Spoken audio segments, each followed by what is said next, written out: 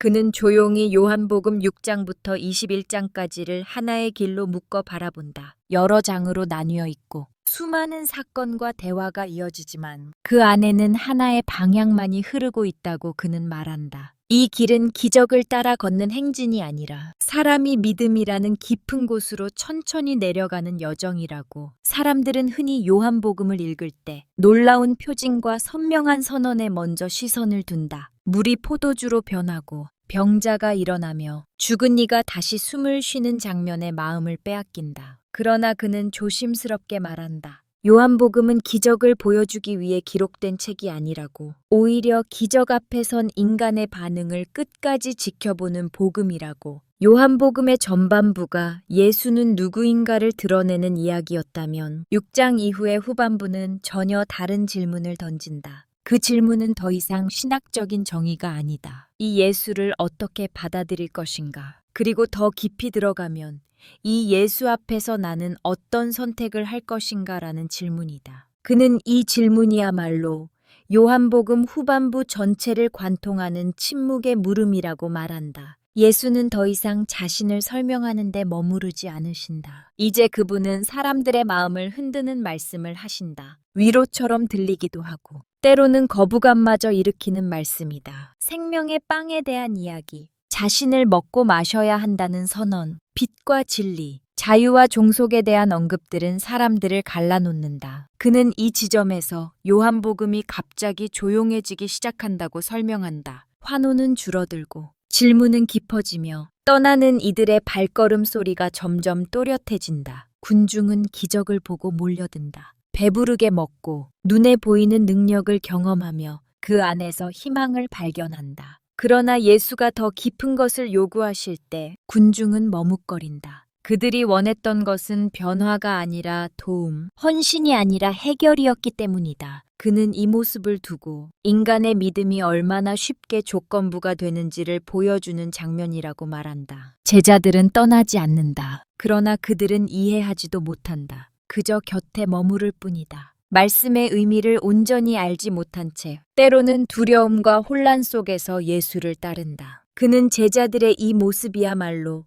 요한복음이 우리에게 가장 솔직하게 보여주는 신앙인의 초상이라고 말한다. 믿음은 언제나 명확한 이해에서 시작되는 것이 아니라 이해하지 못해도 떠나지 않는 선택에서 시작된다고 그는 조용히 덧붙인다. 그리고 어떤 이들은 끝내 돌아선다. 그들은 악인이 아니다. 처음부터 예수를 적대했던 사람들도 아니다. 오히려 가장 먼저 예수를 따랐고 가장 가까이에서 기적을 보았던 이들이다. 그러나 그들은 예수가 기대했던 방식으로 행동하지 않자 조용히 물러난다. 요한복음은 이 장면을 감정적으로 묘사하지 않는다. 비난도 설명도 없이 그저 많은 이들이 떠났다고만 기록한다. 그는 이 담담함 속에 복음서의 깊은 슬픔이 담겨 있다고 말한다. 그는 이 복음서가 믿음의 성공담이 아니라고 조용히 설명한다. 끝까지 흔들리지 않은 영웅들의 이야기도 아니고 모든 사람이 결국 올바른 선택을 하는 아름다운 이야기 역시 아니라고 말한다. 요한복음은 믿음의 갈림길 앞에 선 인간의 얼굴을 끝까지 비추는 기록이다. 선택하고 머뭇거리고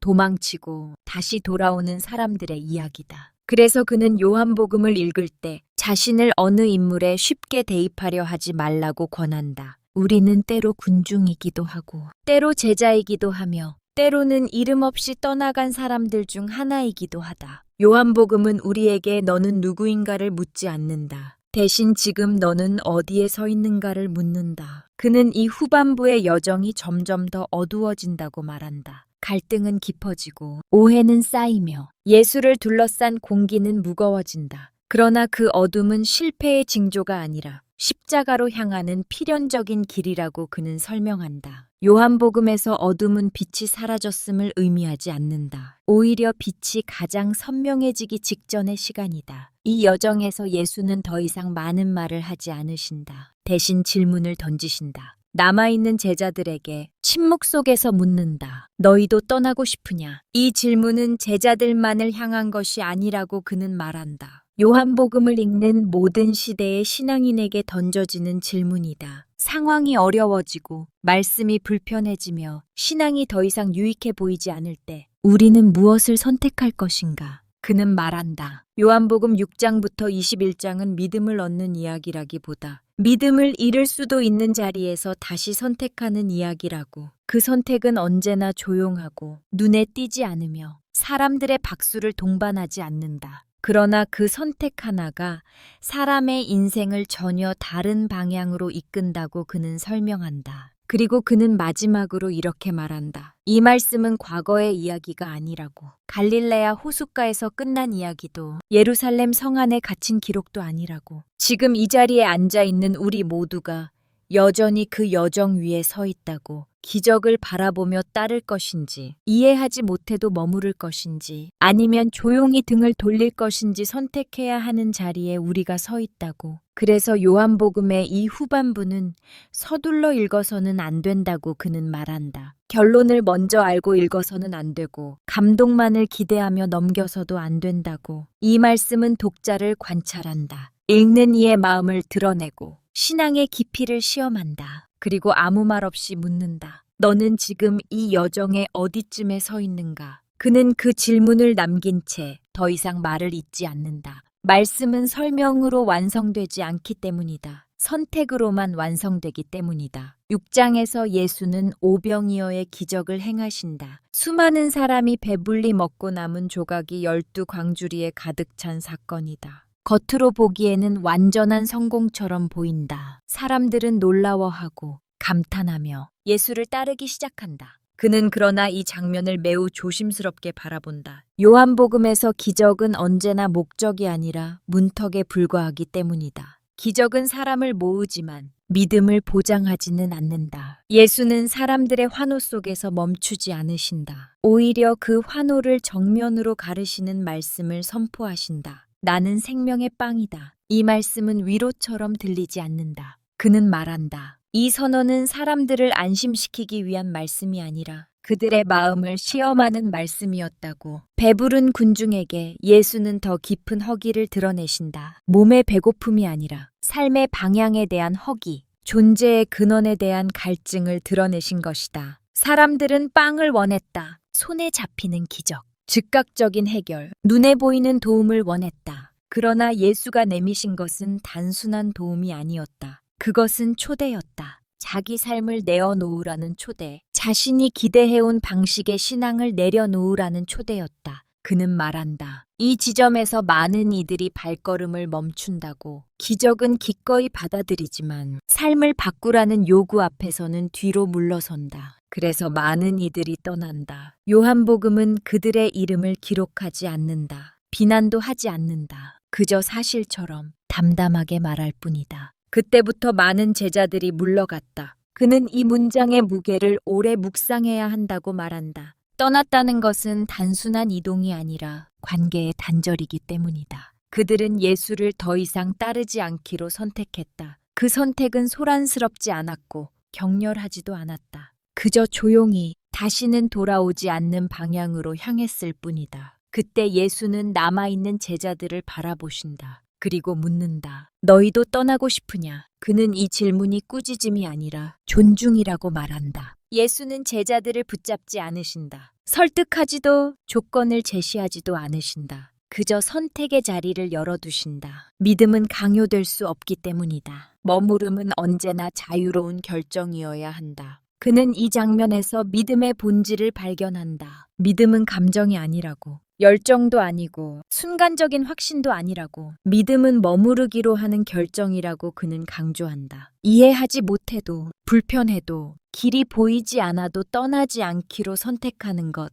그 선택이 믿음의 시작이라고 그는 말한다. 베드로의 고백은 완벽한 이해에서 나온 것이 아니었다. 주님, 저희가 누구에게 가겠습니까? 이 말에는 확신보다 의존이 담겨 있고 이해보다 신뢰가 담겨 있다. 이후 7장과 8장에서 예수는 계속해서 말씀하신다. 그러나 분위기는 달라진다. 환호는 줄어들고 질문은 날카로워진다. 예수는 빛과 진리에 대해 말씀하신다. 나는 세상의 빛이다. 이 말씀은 위로가 될 수도 있지만 동시에 불편한 선언이다. 빛은 어둠을 몰아내지만 그 과정에서 어둠을 드러내기 때문이다. 그는 말한다. 빛이 밝을수록 사람들의 마음속 어둠도 더 분명히 드러난다고. 예수의 말씀은 사람들을 편안하게 숨게 하지 않는다. 오히려 스스로를 바라보게 만든다. 진리는 사람을 자유롭게 하지만 그 자유는 먼저 묶여 있음을 인정하는 데서 시작된다. 그래서 이 시점부터 예수를 향한 반응은 극명하게 갈라진다. 어떤 이는 더 가까이 다가가고 어떤 이는 마음을 닫는다. 7장에서는 예수를 둘러싼 논쟁이 계속된다. 사람들은 수군거리고 판단하며 예수를 자기 기준에 맞추려 한다. 그는 이 장면에서 인간의 오래된 습관을 본다고 말한다. 우리는 하느님을 믿으면서도 여전히 하느님을 심판하려 든다고. 예수가 기대에 부합하면 따르고 그렇지 않으면 의심한다. 그러나 요한복음은 이 태도가 얼마나 위험한지를 조용히 보여준다. 8장에서 예수는 더욱 직접적으로 말씀하신다. 진리는 단순한 지식이 아니라 관계라고. 그분의 말씀은 사람들의 자존심을 건드리고 종교적 확신을 흔든다. 그래서 갈등은 깊어진다. 그는 말한다. 요한복음은 이 시점부터 기적보다 갈등이 많아지고 환호보다 침묵이 깊어진다고. 말씀은 점점 더 단순해지지만 받아들이기는 더 어려워진다. 이 침묵은 공백이 아니다. 오히려 선택의 시간이 깊어지고 있음을 알리는 신호다. 사람들은 더 이상 기적에 반응하지 않는다. 이제는 말씀 앞에서 자기 자신을 결정해야 한다. 그는 이 과정을 두고 믿음이 정제되는 시간이라고 말한다. 불순물이 가라앉고 남을 사람만 남는 시간이라고. 예수는 이 모든 과정을 알고 계신다. 그럼에도 불구하고 말씀의 수위를 낮추지 않으신다. 사람들을 붙잡기 위해 말씀을 완화하지 않으신다. 그는 이 점에서 예수의 자유를 본다고 말한다. 예수는 숫자에 집착하지 않으신다. 따르는 이의 많고 적음보다 머무르는 이의 진실을 더 중요하게 여기신다. 그래서 6장부터 8장은 요한복음 전체에서 매우 중요한 전환점이 된다. 여기서부터 예수의 길은 점점 더 외로워지고 말씀은 점점 더 깊어진다. 그리고 독자는 어느새 질문 앞에 서게 된다. 나는 무엇을 원하며 이 길에 서 있는가? 빵인가? 아니면 생명인가? 이해인가? 아니면 신뢰인가? 그는 이 질문을 서둘러 답하려 하지 말라고 말한다. 요한복음은 답을 요구하기보다 머무를 용기를 묻기 때문이다. 떠날 이유는 충분하다. 이해되지 않는 말씀, 불편한 진리, 예측할 수 없는 길. 그러나 그럼에도 불구하고 머무를 것인지 아니면 조용히 등을 돌릴 것인지 그 선택이 이 여정의 중심이라고 그는 말한다. 그리고 그는 마지막으로 이렇게 덧붙인다. 요한복음 6장부터 시작되는 이 긴장은 아직 끝나지 않았다고. 그것은 예수 시대의 이야기로 남아있지 않다고. 오늘도 말씀 앞에 서 있는 사람들, 이 자리에 앉아 있는 우리 모두에게 여전히 유효한 질문이라고. 너희도 떠나고 싶으냐? 이 질문은 비난이 아니라 초대라고. 믿음이라는 깊은 곳으로 내려가 보겠느냐는 조용하지만 결단을 요구하는 초대라고 그는 말한다. 9장에서 예수는 태어나면서부터 눈먼 사람을 고치신다. 이 장면은 요한복음에서 가장 극적인 치유 이야기 중 하나로 알려져 있지만 그는 조용히 고개를 저으며 말한다. 이 장의 중심은 치유가 아니라고. 눈이 열리는 사건은 시작에 불과하며 요한이 정말로 보여주고자 한 것은 그 이후에 벌어지는 인간의 반응이라고 그는 설명한다. 태어나면서부터 보지 못했던 사람은 예수를 만난 후 세상을 보게 된다. 그러나 그가 진짜로 얻게 된 것은 시력만이 아니다. 그는 점점 더 자신이 만난 분이 누구인지 깨닫게 된다. 처음에는 예수라는 사람이라고 말하고 이후에는 예언자라고 부르며 마침내 그분 앞에 서서 믿음을 고백한다. 그는 이 과정을 두고 믿음이 한순간에 완성되는 것이 아니라 관계 속에서 자라나는 것이라고 말한다. 눈이 열린 것보다 더 중요한 것은 마음이 열리는 과정이다. 반대로 끝내보지 못한 사람들은 종교 지도자들이었다. 그들은 눈이 멀지 않았다. 율법을 알고 있었고 성경을 암송했으며 공동체 안에서 존경받는 위치에 있었다. 그러나 그들은 치유된 사람 앞에서도 예수 앞에서도 아무것도 보지 못한다. 그는 이 장면에서 요한복음의 가장 날카로운 역설을 본다고 말한다. 보지 못했던 사람이 보게 되고 본다고 믿었던 사람들이 오히려 어둠에 머문다. 그는 말한다. 요한복음에서 진짜 맹인은 눈이 없는 사람이 아니라 자기 확신에 갇힌 사람이라고. 이미 알고 있다고 믿는 사람, 이미 옳다고 확신하는 사람은 더 이상 보려 하지 않는다. 그 확신은 신앙처럼 보이지만 실은 두려움의 다른 얼굴이라고 그는 설명한다. 새로운 빛이 들어오면 지금까지 쌓아온 모든 기준이 흔들릴 수 있기 때문이다. 9장은 치유의 기쁨으로 끝나지 않는다. 오히려 갈등과 추방으로 끝난다. 치유된 사람은 회당에서 쫓겨난다. 그는 이 장면을 두고 진리를 만난 사람의 고독을 보여주는 장면이라고 말한다. 보게 되었지만 동시에 혼자가 된다. 그러나 그 고독 속에서 예수는 다시 그를 찾아오신다. 그는 이 만남을 두고 요한복음이 말하는 참된 관계의 회복이라고 설명한다. 세상에서 밀려난 자를 하느님이 다시 불러 세우는 장면이다. 11장에서는 라자로의 부활이 등장한다. 요한복음 전체에서 가장 큰 기적으로 불릴 수 있는 사건이다. 죽은 지 나흘이나 된 사람을 예수가 다시 살리신다. 그러나 그는 이 장을 기적의 정점으로만 읽어서는 안 된다고 말한다. 이 장의 중심에는 죽음 앞에 선 예수의 모습이 있기 때문이다. 예수는 서두르지 않으신다. 사랑하는 이를 알고도 곧바로 가지 않으신다. 그리고 마침내 무덤 앞에 서서 눈물을 흘리신다. 그는 이 눈물을 오래 바라본다. 이 눈물은 능력이 부족해서 흘린 눈물이 아니라고 그는 강조한다. 죽음을 이길 힘이 없어서가 아니라 사랑이 너무 깊어서 흘린 눈물이라고. 하느님은 인간의 고통 앞에서 무감각한 존재가 아니라 함께 울어주시는 분임을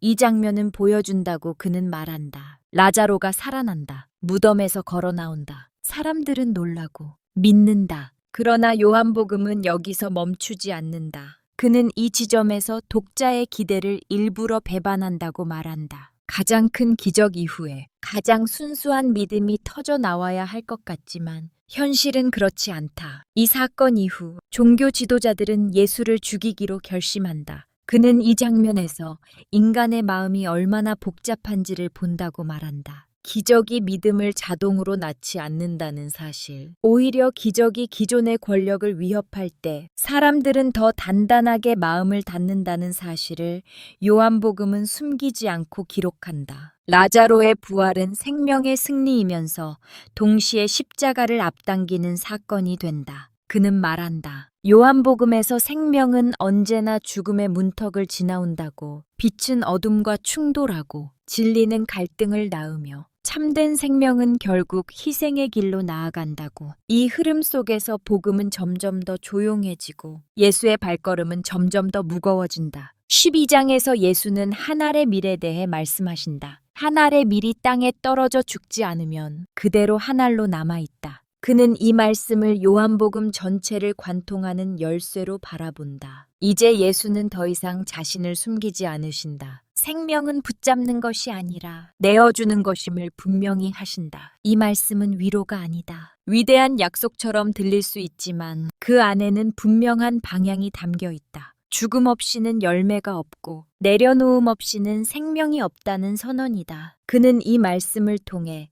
요한복음이 점점 영광이 아닌 십자가로 향하고 있음을 조용히 짚어준다. 예수의 길은 성공의 정점으로 올라가는 길이 아니라 스스로를 비워 내려가는 길이다. 12장은 결단의 장이다. 예수의 공생활이 사실상 마무리되는 지점이며 이제 말씀은 군중을 향하지 않고 점점 제자들을 향한다. 그는 이 지점에서 요한복음의 공기가 달라진다고 말한다. 소음은 줄어들고 침묵은 깊어지며 남은 시간은 짧아진다. 모든 것이 십자가를 향해 정렬되기 시작한다. 그는 이 세 장을 하나의 흐름으로 묶어 설명한다. 9장에서 보게 되는 것은 시력의 회복이 아니라 진리를 향한 눈의 열림이다. 11장에서 살아나는 것은 라자로만이 아니라 죽음을 두려워하던 인간의 희망이다. 그리고 12장에서 제시되는 것은 그 희망이 어떤 길을 통해 완성되는가에 대한 답이다. 그것은 피할 수 없는 죽음의 길이 아니라 사랑으로 선택한 희생의 길이다. 그러나 그는 이 길이 결코 낭만적이지 않다고 말한다.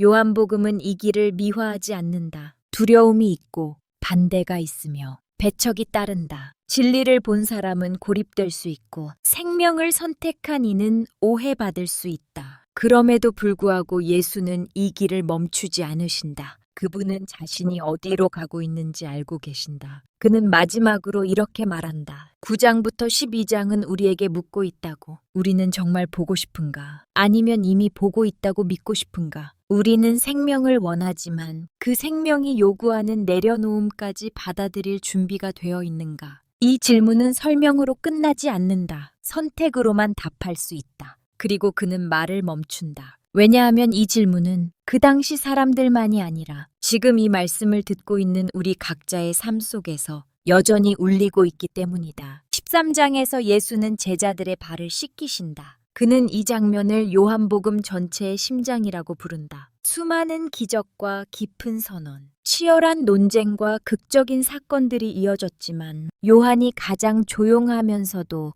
분명하게 보여주고자 한 예수의 얼굴은 바로 이 장면 안에 담겨 있다고 그는 말한다. 하느님이신 분이 허리를 굽혀 말없이 제자들의 발을 씻기시는 모습. 이 장면에는 설명이 필요 없다. 침묵 자체가 말이 되기 때문이다. 발을 씻긴다는 것은 단순한 겸손의 몸짓이 아니다. 그것은 당시 사회에서 가장 낮은 이의 몫이었다. 예수는 제자들 가운데 가장 낮은 자리로 내려가신다. 그는 이 장면을 두고 하느님이 인간을 사랑하신 방식이 무엇인지를 가장 선명하게 보여주는 행동이라고 말한다. 하느님은 위에서 내려다보지 않으신다. 아래로 내려와 함께 계신다. 권위로 다스리지 않고 섬김으로 관계를 맺으신다. 그는 말한다. 요한복음의 사랑은 감정이 아니라 자세라고, 사랑은 말의 크기가 아니라 몸의 방향이라고. 예수는 제자들에게 너희도 서로 발을 씻어 주어야 한다고 말씀하신다. 이 말씀은 윤리적 권고가 아니라 존재 방식에 대한 선언이다. 예수를 따른다는 것은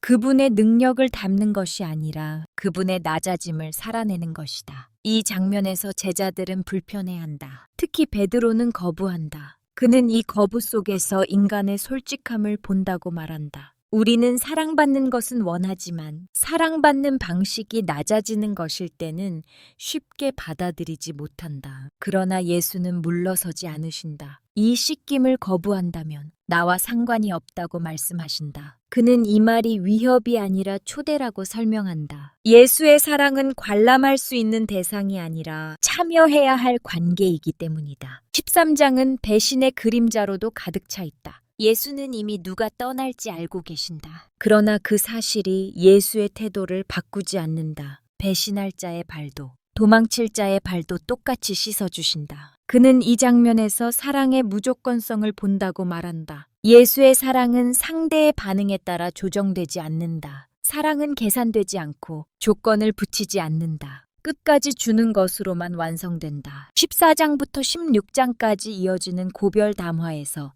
분위기는 한층 더 깊어진다. 이제 예수는 떠남을 말하신다. 그러나 그 떠남은 단절이 아니다. 그는 말한다. 예수는 떠남을 말하지만 버림을 말하지는 않으신다고. 제자들의 마음의 가장 큰 두려움은 예수가 떠난다는 사실이 아니라 혼자가 될지도 모른다는 공포였다. 예수는 그 두려움을 정확히 알고 계신다. 내가 너희를 고아로 두지 않겠다. 이 말씀은 약속이자 선언이다. 예수의 부재는 관계의 끝이 아니라 새로운 방식의 현존의 시작이다. 그는 이 말씀을 통해 요한복음이 보여주는 신앙의 성숙을 본다고 말한다. 이제 믿음은 눈으로 보는 것에 의존하지 않는다. 만져지는 존재에 기대지 않는다. 믿음은 보이지 않는 동행을 신뢰하는 관계로 옮겨간다. 예수는 성령을 약속하신다. 위로자, 진리의 영. 그는 이 약속을 두고 하느님이 인간을 홀로 남겨두지 않으시는 방식이라고 설명한다. 예수는 떠나지만 하느님의 임재는 더 깊고 넓어질 것이라고. 성령은 예수를 대신하는 존재가 아니라 예수의 사랑을 우리 안에서 계속 살아 움직이게 하는 분이다. 14장과 15장에서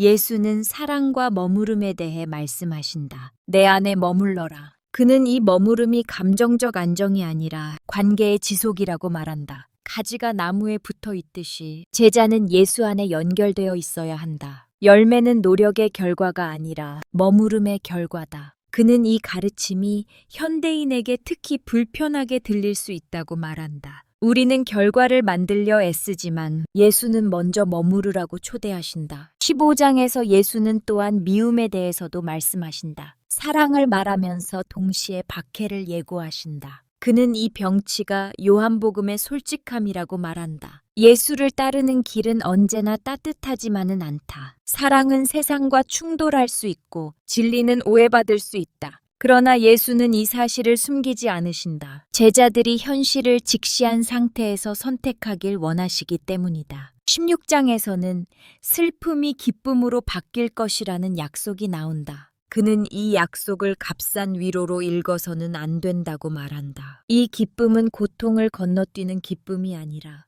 고통을 통과한 후에 주어지는 기쁨이다. 예수는 제자들의 슬픔을 없애겠다고 약속하지 않으신다. 다만 그 슬픔이 끝이 아니라고 말씀하신다. 그리고 17장에서 예수는 기도하신다. 요한복음에 기록된 유일하고도 긴 예수의 기도다. 그는 이 기도를 요한복음의 가장 깊은 침묵이라고 부른다. 예수는 더 이상 가르치지 않으신다. 기적도 행하지 않으신다. 그저 아버지 앞에 서서 사랑하는 이들을 맡기신다. 이 기도는 자신을 위한 기도가 아니다. 영광을 구하는 기도가 아니다. 제자들을 위한 기도이며 앞으로 믿게 될 모든 일을 위한 기도다. 그는 이 장면에서 예수의 시선이 이미 미래의 교회와 오늘의 우리를 향해 있음을 강조한다. 예수는 십자가를 앞두고도 자기 자신에 머물지 않으신다. 사랑은 끝까지 타인을 향해 있다. 예수는 제자들이 하나 되기를 기도하신다. 그러나 그 하나됨은 단순한 조직적 일치가 아니다. 그것은 관계의 일치, 사랑 안에서의 연합이다. 그는 이 기도가 오늘의 교회에 던지는 가장 무거운 질문이라고 말한다. 우리는 같은 말을 하고 있는가가 아니라 같은 사랑 안에 머물고 있는가를 묻는 기도라고. 17장은 또한 보호의 기도다. 예수는 제자들이 세상에서 제거되기를 바라지 않으신다. 오히려 세상 안에서 지켜지기를 기도하신다. 그는 이 점에서 요한복음의 신앙이 도피적이지 않음을 강조한다. 신앙은 세상 밖으로 도망치는 길이 아니라 세상 안에서 다른 방식으로 살아가는 길이다. 그는 13장부터 17장까지를 하나의 호흡으로 묶어 설명한다. 낮아짐으로 시작해 머무름으로 이어지고 기도로 완성되는 흐름이라고. 이 부분에서 요한복음은 더 이상 군중을 향하지 않는다. 오직 제자들과 그리고 그 말씀을 읽는 우리를 향해 조용히 말을 건다. 그는 말한다. 이 장면들 속에서 예수는 무엇을 하라고 명령하기보다 어떻게 살아야 하는지를 보여주신다고. 발을 씻기시고 떠남을 준비시키며 기도로 맡기신다. 이 모든 것은 사랑의 다른 얼굴이다. 소리 없는 사랑, 그러나 끝까지 책임지는 사랑이다. 그리고 그는 마지막으로 이렇게 덧붙인다. 요한복음의 이 중심부를 지나온 사람은 이전과 같은 방식으로 신앙을 말할 수 없다고. 이제 믿음은 주장할 것이 아니라 살아내야 할 것이 된다. 사랑은 느끼는 것이 아니라 선택하는 것이 된다. 머무름은 이해의 결과가 아니라 신뢰의 표현이 된다. 그는 그 말을 끝으로 잠시 침묵한다. 왜냐하면 이 말씀은 설명으로 충분하지 않기 때문이다. 이 말씀은 자세로만, 삶으로만 응답할 수 있기 때문이다. 18장부터 예수는 체포된다. 밤의 정원에서 배신의 입맞춤과 함께